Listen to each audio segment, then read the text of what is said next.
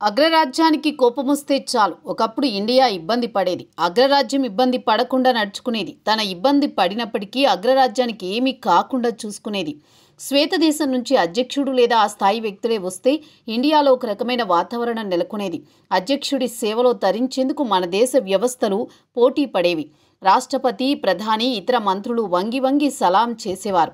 అయితే ఇప్పుడు పరిస్థితి మారిపోయింది. అగ్రరాజ్యం అంటే సులభంగా తీసుకునే స్థాయికి భారత్ వచ్చేసింది. ట్రంప్ రెండోసారి అధ్యక్షుడైన తర్వాత అగ్రరాజ్యం విధి విధానాలతో పూర్తిగా మార్పులు వచ్చాయి. ముఖ్యంగా వాణిజ్యం విషయంలో అడ్డగోలుగా నిర్ణయాలు తీసుకుంటున్నారు. భారత్ అంటే చాలు మండిపడుతున్నారు. టారిఫ్ల శాతాన్ని పెంచుకుంటూ పోతున్నారు.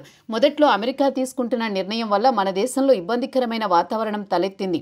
అగ్రరాజ్యం విధిస్తున్న షరతులను భారత్ ఎలా తట్టుకుంటుంది అనే అనుమానం అందరిలో మొదలైంది. అయినప్పటికీ భారత్ 7.8% వృద్ధి రేటును నమోదు చేయడం విశేషం. ఇదే విషయాన్ని సగర్వంగా భారత ప్రధాని ప్రపంచ వేదికల ముందు చెప్పడం గమనార్హం. సెమీకాన్ ఇండియా 2025 సదస్సులో భారత ప్రధాని చేసిన వ్యాఖ్యలు ఇప్పుడు ప్రపంచవ్యాప్తంగా చర్చనీయాంశంగా మారిపోయాయి. గ్లోబల్ పరంగా చూసుకుంటే ఒక రకమైన వాతావరణం ఉంది. కొనుగోలు శక్తి తగ్గిపోయింది. ఉత్పత్తి కూడా పడిపోయింది. నిరుద్యోగం తారాస్థాయికి చేరుకుంది. ఇలాంటి స్థితిలో భారత్ సూపర్ వృద్ధి రేటును నమోదు చేయడం గొప్ప విషయమని భారత ప్రధాని పేర్కొన్నారు. కొంతమంది విచ్ఛిన్నకారులు ఆర్థికంగా ఇబ్బంది పెట్టడానికి ప్రయత్నించినప్పటికీ భారత్ స్థిరంగా నిలబడిందని ప్రధాని కొనియాడారు. మేక్ ఇన్ ఇండియాలో భాగంగా మైక్రో ప్రాసెసర్ చిప్లను తయారు చేసి భారత్ ప్రపంచ దేశాలకు షాక్ ఇచ్చింది.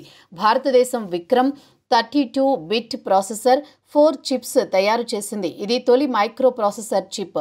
దీనిని ఇస్రో సెమీకండక్టర్ ల్యాబ్ డెవలప్ చేసింది. వాహక నౌకల్లో కఠినమైన పరిస్థితుల్లో పనిచేసే విధంగా దీనిని రూపొందించారు.